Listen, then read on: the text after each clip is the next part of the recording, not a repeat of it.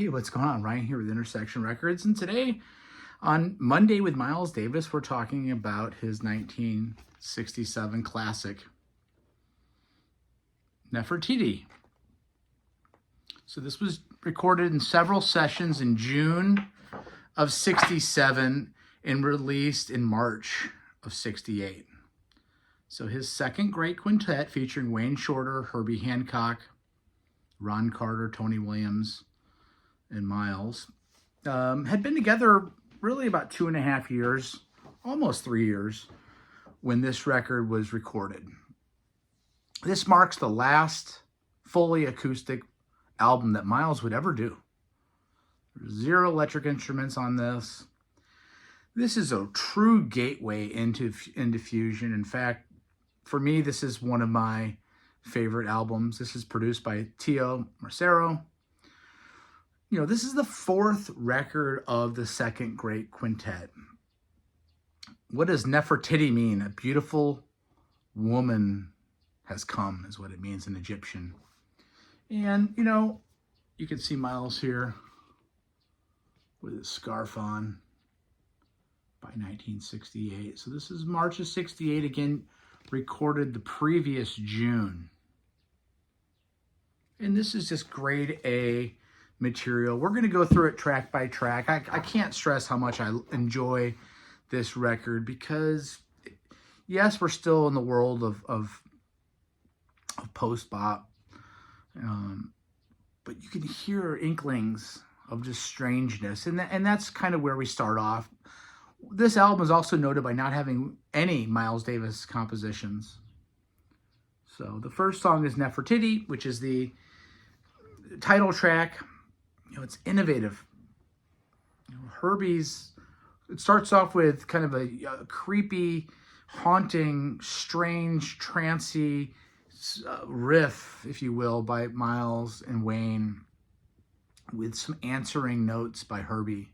Herbie Hancock shines on this album, and really the whole band does. I mean, it's, you know, we'll talk about that more here. It's an addictively trancy, elegant abstraction. You know, it's a great classic by Wayne Shorter. The next song is Fall. Again, this was done on the 19th of July of 67. It's another Wayne Shorter song. Kind of shares the feel of the song that had been done a month and a half earlier, called Nefertiti. Fall kind of shares some of the themes in the riff. You know, again, Hancock is really just, he's in his prime. Hancock's 26 years old here. You know, there's so much patience in the arrangement. There's no rush, but you're never bored. Even though the first couple tracks are a little bit slower, you're always anticipating something around the corner. And Tony Williams, you know, is shining. And the last song on the first side is a Tony Williams composition. And I was talking to a buddy of mine, what makes it a drummer come up with a composition? Obviously his playing, and when he decides to make changes, that's part of the you know, the conception of a song, or the composition of a song. When he just chooses to hit a cymbal and make a change, is Tony Williams picking out the chords that the song are in? Or is he just saying, we're going to go to the 1 here, we're going to go to the 4 chord there, and, you know, the 5 there, and it can be played in any key? I don't know the answer to that. This follows a composition from the previous album, which is Sorcerer, Pee-wee, which to my knowledge is the first song that Tony Williams composed on a Miles Davis album. You know, Miles in the Sky would be the next record off in this sequence, and also 1968, that is going to feature electric guitar on the song Paraphernalia by George Benson. You know, the Williams composition is just absolutely spectacular. Carter and Williams just weave this web that's so tight. You know, Ron Carter, similarly to how Paul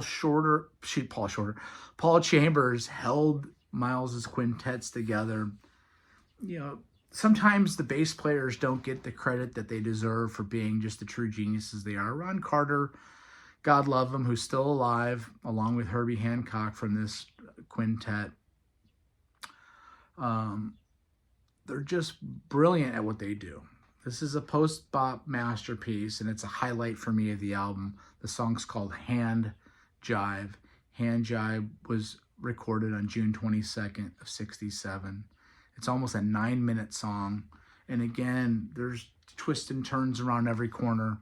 Miles' playing is just spectacular. His improvisational notes early in the composition, you can tell these are probably very loose sessions. They're coming in and they're knocking these songs out in 1 or 2 takes, as Miles did throughout most of his career. Hand Jive, again, Tony Williams comp is just great. Flip the record over, and you have 2. It starts off with 2 Herbie Hancock songs. First one's called Madness. And again, look at Miles here. You know, Madness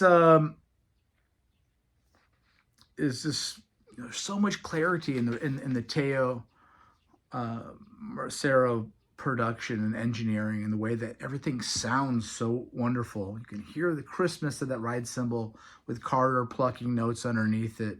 And just another masterwork. Is this the best band in the world at this point? You know, you got the Who with Entwistle, Moon, Daltrey, and Townsend. This is pre-Led Zeppelin, Bonham, Plant, Page, and John Paul Jones. And he's certainly rivaling up there with Coltrane's band, with Elvin Jones and McCoy Tyner and Jimmy Garrison. I think this is one of the best bands that's ever been assembled. Herbie Hancock's fully in his prime. Again, on Madness, Herbie Hancock's compositional skills shine through. Tony Williams is a genius at what he does, and of course Shorter and Carter. You could hear the birth of fusion in a song like Madness. Some of the strange keys that he's choosing to notate, you're hearing that there's another place that you can go with the music. And Miles certainly is wanting to go there, and they're gonna go there. And further, certainly within a couple albums of this, they're in full fusion mode.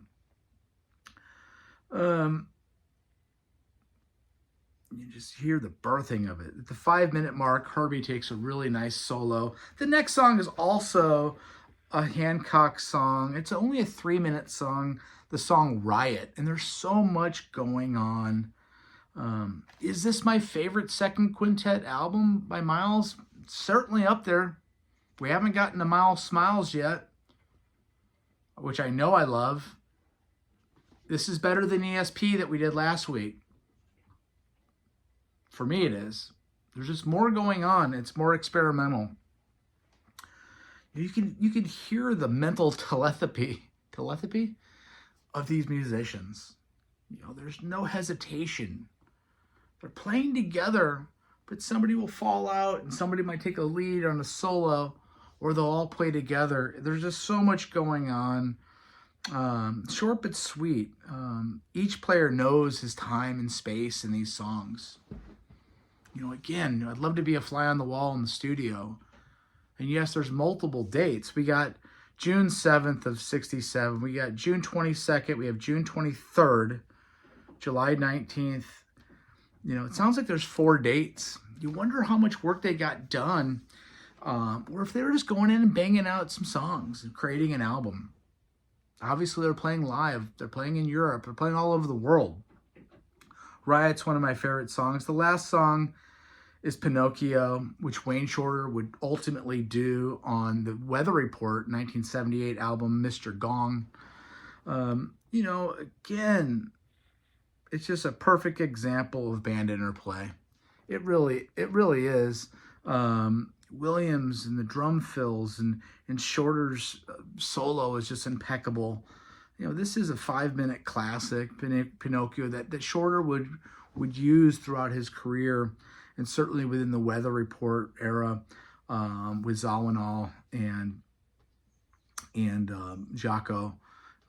This album is grade A, must own, must have, must listen to material by this great band. I highly recommend this one.